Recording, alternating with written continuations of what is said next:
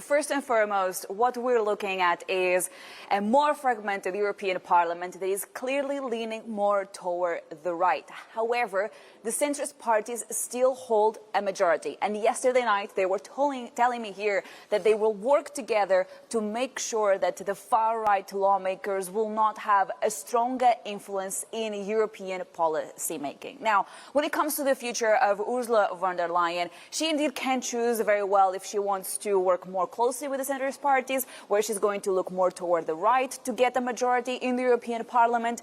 Ultimately, what we heard from her last night is actually that she's going to avoid looking at the far right, because she said these parties do not share the same European values. Here's the President of the European Commission, Ursula von der Leyen, outlining basically her direction of travel, really, for the next couple of months. No majority can be formed without EPP, and together, and that is important, and Manfred, you said it, together with others, we will build a bastion against the extremes from the left and from the right. We will stop them.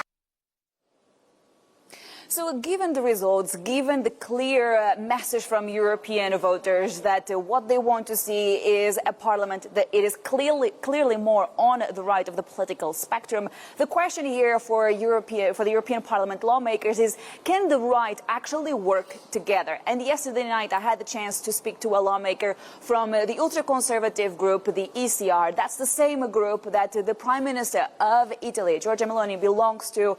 And the message that I got was actually they're not going to look at the far-right lawmakers, the Identity and Democracy group, because they do not work well in the European Parliament. They do not do their jobs well. And at the same time, once again, they do not share the same values.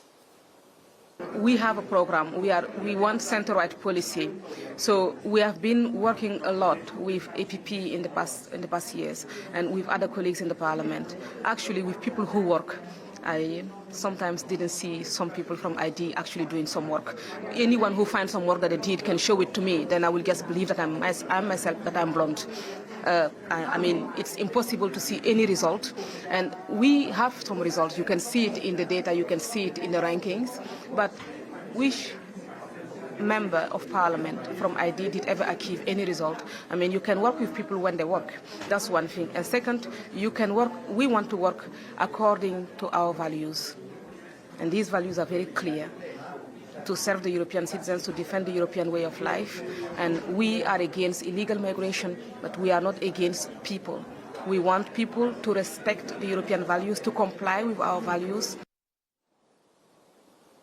Ultimately, though, what does this all mean? That, guys, it is likely that what we're going to see for the next 5 years, it's going to be harder and slower to get things done here in Brussels. And indeed, to answer your question, Steve, perhaps climate policy is actually the biggest loser out of these results. I was speaking to a Green lawmaker yesterday, and he said that he does not think that the ongoing legislation will be rolled back. For instance, that includes putting an end to some diesel cars by 2035. However, the future, the next 5 years of policy making here in Brussels when it comes to green policies could be at risk.